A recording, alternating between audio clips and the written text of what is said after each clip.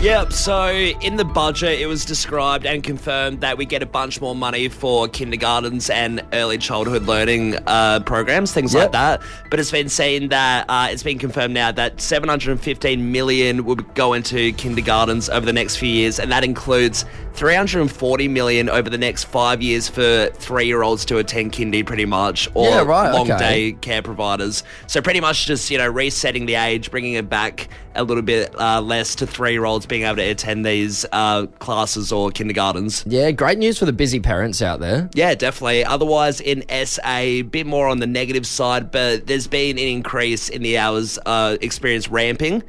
So for those that don't know, ramping is when a patient sits outside a hospital pretty much in an ambulance, unable to be attended to, so obviously catastrophic for their health and everything.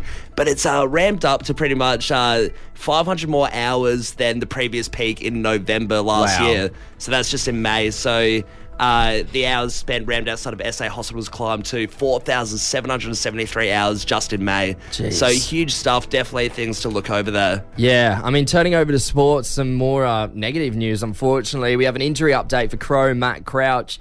Unfortunately, he's going to be sidelined for the remainder of the season, Callum, after receiving a bump early in the first quarter against Hawthorn. The scans have revealed that he's done an AC joint injury, and so he's going to have to undergo surgery. He's out for the year. Geez, always a huge injury as well, the AC. Yeah, it's more heartbreak for the Crows because he's definitely been one of their best players, easily one of their best midfielders all year. But in more positive sporting news, the Matildas defeated China last night 2-0, and on top of that, they broke their home attendance record, playing in front of 76,798 people at Stadium Australia. Hey, great stuff. I know people, were a little bit disappointed it was a draw here, but it's good to see a spectacle over there of us thrashing them. Absolutely. That's your news from overnight with Tom and Callum.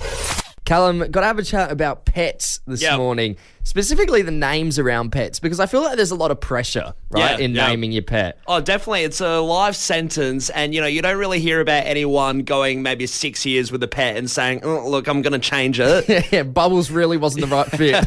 He's really not a Bubbles kind of cat. Hates water. So, you never really change it. You're stuck with it for life. Yeah, and I feel like that pressure is really there because you want to make it something good, but as well, for a lot of families, I feel like you're getting the pet for your kids most of the time, right? So you kind of let them name them as well, and that could really go haywire. A dangerous game as well, and having to let your kid know, look, Meowbert is just not going to sit with me for, 15 years of this cat's lifespan. Well, for so many years, I wanted a pet cat, and I wanted to call it Mr. Miyagi. Oh, yeah. Mr. Miyagi from Karate Kid. Unfortunately, never got that cat. We got a dog instead, and my sister got to name the dog. It was a Chihuahua, and she named him Bruiser because he looked exactly like the Chihuahua from the hit movie Legally Blonde. Yeah, that's it. I do find it funny that the idea of having a cat completely got whitewashed just because of the just because of the name suggestion. It wasn't, a case of, we'll let Tom pick another name. He's ruined his chance. Let's boycott the animal completely and get a different species. Yeah, the only animal I got to name ever was my goldfish, and I called him Fred. Low responsibility animal. Big time. Anyone can Didn't choose even respond to his name. Anyone can choose a goldfish name. But I want to open up with the text line in just a moment. I want the parents to text in here and let us know, what did your kid name the pet? Because we've done a bit of research, so we've found these kids naming pets, all sorts of pets too, not just cats and dogs, not your basics. This one kid got a pet moth. He trapped a moth in a little jar and named him Moth-U. Yeah, don't mind the pun. Once again, low responsibility animal. Very low. What does a moth even eat? Yeah. Do you put like a jacket in there with it so it can eat it away? Call the moth whatever you want. It's not really mattering, right? Yeah, but we've seen as well, Luna is recorded as the most common dog name. Yeah, right. Yeah, I know a Luna. Do you? Yeah. I don't know any Lunas, no. But we do want the parents to text in here. What did your kid name the pet? It could be absolutely any pet. Maybe it's a bug they caught outside. Maybe it is your dog. Yeah, I mean, was it stupid? Do you regret it? I mean, is it a name that your kid suggested and you completely boycotted? You've never gone back to? What happened? Did you have to 86 it? Plenty of people getting involved over the text line at the moment. The first text we got come through was, my son's named our dog Cosmo Kramer. Dicey one. Jeez, keep him away from the Laugh Factory. bashing through doors like Seinfeld as well, quickly opening them, a bit abrupt, a bit crazy, curly hair. Got this one here. We had a kitten we called Piddly because it peed everywhere. Another called String Bean we affectionately called Stringy because he was so scrawny. There you go. I forgot, but when I was very young, we had a cat. And it would drop its guts all the time, so we called it Stinky. Jeez, yeah, it's just more on the cat, isn't it? Yeah, poor cat. Imagine being able to translate English. Well, imagine, imagine being Stinky the cat. It'd be pretty rough thinking back at it. I would run away. I'd be packing my bags. Got another text here. Bit of a different one, but our 2-year-old daughter tends to name everyone else's dog. She sees him and calls him Chili, even though she'll know the names of the dog. Weird one. Yeah, right. Yeah. Every dog just named Chili from now on. Hey, love this one as well. If you're into the movie, someone texted in saying 2 cats, Sweet and Dude, like from Dude, Where's My Car? Oh, yeah. I wonder if they get into the same sort of trouble. Troubles, yeah. Hey, let's go to Salisbury. We got Dylan on the line. Dylan, good morning, mate. How you going? Yeah, good, thanks. How are you? Very well. Hey, what did your kid name the pet? Oh, well, we got a guinea pig because she kept watching the YouTube videos of the hamsters going through the hamster mazes. Yeah. And so she called it Hamster. Right. She called the guinea pig Hamster. Yeah. Bit of confusion there. And you just left the name. You thought it was pretty funny? Oh, well, it was up to her, so yeah. Yeah, fair enough. Hey, good on you, funny Dylan. Name. We got Andrew in Salisbury as well. Tell us what was the pet's name? Yeah, how you going? G'day, mate. Yeah, good. How are you? Yeah. The lad called the pet Pablo Emilio Escobar Gaviria. Jeez, that's a long name. Where did That's a Chihuahua. Oh yeah, of course. So did that name stick straight away, or is he into the cartel or something? Yeah. They'd run around the house calling it like El Padrino, which is like Mexican for the Godfather and stuff. Like make up all these nicknames. Yeah, cool. Yeah, Narcos just came out. Walks around wearing a suit, carrying a duffel bag of money. Hey, let's wrap things up. Jack in Hope Valley. What did your kid name the pet? Sonic the Hedgehog. Oh, I like it. Sonic the Hedgehog is great. I reckon that's one of the best ones so far. Are your kids big fans of Sonic the Hedgehog? They were at the time. They still gone into the next, but yeah, at the time they were obsessed with it. Yeah, so when they call out for the dog's name, are they just saying Sonic or are they just saying Hedgehog? They're not surely going the full name. No, it's changed into Sonny unless he's in trouble. Right. Don't use his full name. Tom, if you could live forever, would you do it? It's such a weird one, isn't it? It's a loaded question. Yeah. But yes. Yeah, you would lean towards doing it. I don't know if I'd do it forever. I'd go that wasn't the question. Hang on. If I could choose how many years, yeah. No, would you live forever or not? No, I wouldn't. I'd probably go 500 years or something. What if you got to live forever as a vampire? Maybe. Yeah, maybe that's cooler, where it changes it? the table a little bit, doesn't it? Yeah. But it's really interesting because a new article has popped up to say how we can all live forever. And the idea of living forever isn't too far into the future. It could be within the next decade, apparently. Right. And this theory, I think it sounds a little bit stupid because there's not much to it, really. Yeah. They're pretty much saying if you could rejuvenate your cells, you could pretty much ward off the aging process. And if your cells were rejuvenating and the life expectancy was increasing at a higher rate of you actually aging, then you could continue to live forever. You're continually sort of running away from death. So those regenerative cells. Yeah. Yeah, and that's not a too distant thing, really. So, is it a pill? How do they plan on doing it? No, there's no form for it yet, but it'd be like some sort of medicine. Yeah. How do they plan on having it done in the next decade? Well, that's what I think. This article is so crazy because it says, it'll be within the next decade, but it's all pretty flawed. It doesn't seem like there's much to it. But there's one guy here that's done a testimony who I actually think this sounds pretty cool and pretty great. There's some guy that says he lived underwater for 100 days and reckons it de-aged him 20 years. So we move under the sea. That's what I'm telling you. Under the sea. Under the sea. I could see myself under the sea. Forget the regenerative cells, There's people, doing transplants and things like that with different organs. I think the sea is the way to go. We are now merman. Tom, job interviews can be stressful enough, but I guess, with COVID, maybe a perk that's come out of that is that you can do a lot of job interviews from home now. People are pretty, centered around doing stuff from home over the laptop, Zoom calls, things like that. Yeah, so I guess you have that comfort Sure. of being in your own place. Hey, do the job interview in your underpants. Yeah, that's it. You got a shirt and tie on the top half, just undies on the bottom. Yeah, exactly. Business at the top, party downstairs. Your employer will not know. I couldn't tell you how many Zoom meetings I was in during COVID where I just had absolutely nothing on. Yeah, I mean nothing. I went full Starkers. I did one from the hammock once. Camera on or off? Camera off. Yeah.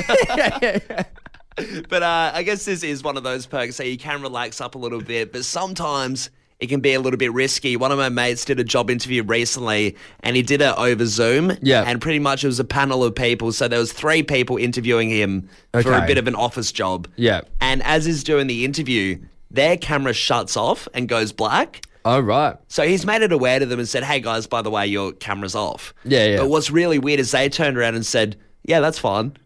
So they've double played. The employers double played and said, look, we're going to have the camera off. So did your mate turn his camera off? No, because he felt really weird to turn his off. I would have turned mine off Do you reckon? immediately. Do Yeah, a that was the power first play? test. You failed. Black screen goes to black. It's just turned off. They've kicked you out the interview. But no, it was they refused to turn back on the screen. My mate's kept his on, but said it was the weirdest thing. Because Yeah, that is awkward. Well, it's a panel of people. What do you think? You're getting interviewed by the Illuminati or something? They can't show their faces. Yeah. Whenever there was a different voice, would he turn his head left and right to pretend like he was... Exactly, because you don't know where to look. He couldn't remember, whose voice was whose. So you have someone on the far left talking, someone on the far right, and then the middle, but you don't know who's who. So you would have looked pretty weird looking trying to figure out who it is. Yeah, I tell you, that sounds like a pretty sucky interview. One-way interview. Well, it threw him off big time, so he hasn't got a call back yet. Look, we want to open up the phone lines here, Adelaide. How bad was the job interview? I mean, there's so many different examples, especially the in-person ones too. Our producer Gavin said he went for a job interview a few years back and spilled water all over himself. It's just not what you want. Wait, during the interview? During the interview, yeah. But then apparently the person who interviewed him spilled water on herself, so it kind of equaled out. Thank God. Definitely did it on purpose. Just make him feel comfortable. Yeah. I just remember a really stupid one I did back in the day. I went for a job at a brewery, and it was a craft brewery. I was going to bring this up, actually. I was surprised you didn't. It's definitely the worst one I had, where it started off with the bloke, and keep in mind, this is craft brewery as well. They do their own drinks. Yeah. Dude was like, oh, what's your favourite beer? I said, Cooper's Pale Ale. And then I had a look around, and I was like, wait, they don't even do that here. It's a private business. You guys got that in Stubbies? Or? Where's the Coopers, man? And did you then finish up the job interview and stick around for a few more pints? Well, I was already 15 minutes late to the interview, so I knew I wasn't going to get it. Said the Coopers remark, and then they offered me a beer, so I was like, yeah, right. Quite like that craft brew, actually. Contented with Coopers, so I stayed around and had 2 more. Hey, we got a couple texts coming through. Somebody's texted in here saying, I broke a glass of kombucha bottle in an interview for a health food store. What would surely secure me the job broke right in front of me. Yes, in a health food shop, a bottle of kombucha would be your right-hand man, right? Yeah, big time. That's helping you out. We got this text here as well, Tom. Had an interview, and the interviewer was the ex of my current girlfriend. He did not like me very much. Yeah. That's awkward. That'll do it. Hey, we got a few people on the line. Josh from Para Hills. Good morning, mate. How bad was the job interview? Oh, g'day, fellas. Look, long story short, my careers expert said if they offer you a glass of water, take it, drink it, and at the end of the interview, offer to put it in the sink. It'll make you look like you got some initiative about you. Yep. All that happened, and then when I got up, for some reason, the glass just randomly flung a metre across the room and went over the table and put it all over there was like an interview panel, went all over their documents. Jeez, Josh, did it smash or did it just spill? No, it just smashed. It didn't smash. It just spilled and toppled over. And then I ran over and tried to help, and they're like, "Look, just leave, okay?" Josh, really upset with me. Was there something in you maybe that didn't want the job, and that's how you just magically flung it? it could be divine intervention or something. Yeah. They got a job in the mines. I guess what it showed, Josh, as well, though, is that you had the initiative to run over and clean up the glass. Maybe start a fire in the lift or something. Get a fire blanket out. Just keep causing hazards you can fix. Good on you, Josh. Hey, let's wrap this up quickly with Connie in Fulham Gardens. Connie, how bad was the job interview? Oh, well, it wouldn't happen nowadays, but this is going back when I was 21 and I went for a hairdressing job. Yep. And this guy was a real little Italian sleazebag. And he basically said to me, he thought I was attractive, and he said, "Oh, you're married?" And I said, "Well, let's not worry about your husband." Right. He was more interested in me. Oh, so he was hitting on you in the interview? Oh, the whole lot, yeah. He basically wanted just, a fling with me while I was working for him. And I said, "No, I'm married." And he goes, "No." And I said, "I'll call you. Don't worry about calling me." Wow, different times. So you decided not to take the job then, Connie? Obviously, yeah. Yeah. No, I've been working there 40 years. He's my husband. Unfortunately, this morning I've got some bad news. So Mohsen Joshin-Lu, an associate professor of psychology at South Korea's Kim-Il-sung University, has had some troubling findings on his latest bit of research. Right, okay, what is it? Well, it's surrounding the ever-popular Zodiac signs. Are you about to debunk the Zodiacs? I'm not. It's a risky game. Josh and Lou did, though. Everyone knows about your star signs. You get your monthly horoscopes. You read them, and that's how your month's going to go. Sure. Exactly as someone who has no scientific background has written it. Yeah, it's always been a polarizing one, right? The Zodiacs. I mean, it really splits the half. People get into big arguments about it. Here's my thing with the Zodiacs, right? Everyone, each to their own. If that's something you're into, that's what you're into, absolutely. But don't let it dictate how your life is going to play out, right? Yeah, look, I wouldn't read, Leo, my August Zodiac, and it says, it's going to be troublesome outside and think, I've got to stay in the house. Has been raining. I've got to lock down in the house. Something terrible is going to happen. I'm not going to take it that seriously, but they're always fun little tidbits to read. So this associate professor of psychology, he did some research on whether or not your zodiac sign actually affects your mood. Yeah. And it was conducted with 12,000 people across 8 components, which were general unhappiness, depressive symptoms, psychological distress, work dissatisfaction, financial dissatisfaction, perceived dullness of your life, self-rated health, and unhappiness in marriage. Yeah. And across all 8 of these components and the 12,000 people and the hours of research that he did, it turns out that there is no connection between your zodiac sign and your mood. Wow, so the guy's just done a full-on personality test. What the hell is going on in your life? I mean, some good news comes out of it. You don't have to worry so much about Mercury being in retrograde. Yeah, you don't have to worry, living in fear when you read the newspaper. If your partner's a Sagittarius and you're whatever isn't compatible with that, maybe Scorpios aren't so bad. I don't know, though. This research was just a pretty Capricorn thing to do, isn't it? Like something ruin it for everyone else. Right up his alley. Callum, when you're in a relationship long enough, partners start to develop something called pet names. They do. The idea is for them to be kind of cute, but most of the time, I don't know about you, find them a bit cringe and stop calling me schnookums. Yeah, geez, there's a few pet name, kind of cute names in relationships, right, that do just grotesque you, right? And, you just, it comes into that baby talk kind of thing, that stuff. And sometimes these pet names can relate to personal experiences. Sometimes they're just more generic. I feel like most of the time they're pretty generic. Schnookums is my middle name. That's quite a proper way of calling me. It's Polish. Yeah. But no, this morning I want to have a look at the worst pet names going around. And if you have a pet name that your partner's given you and you absolutely hate it, give us a buzz, 1300 737374, because I want to put a stop to him this morning. Sure. I mean, now on air.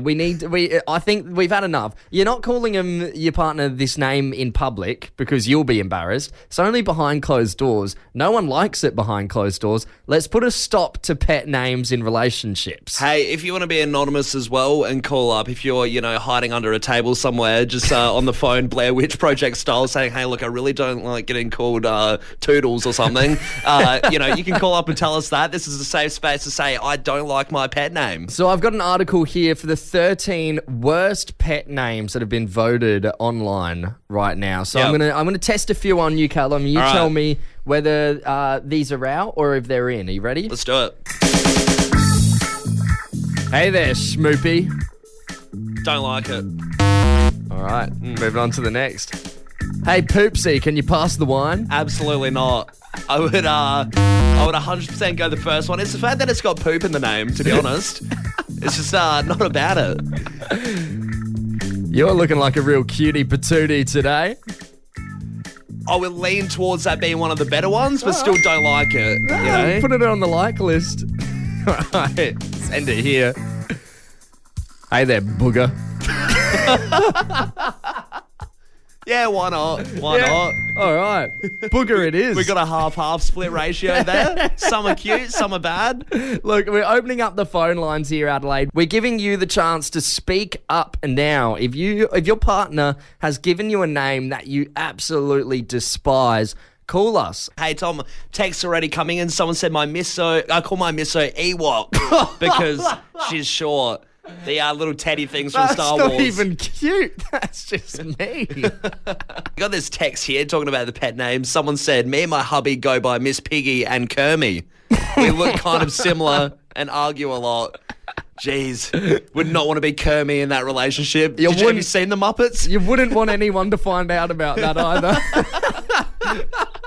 Just at a dinner party? Yeah. Got another text here. My partner calls me Jelly Roll because I once ate 3 jelly servings for dessert.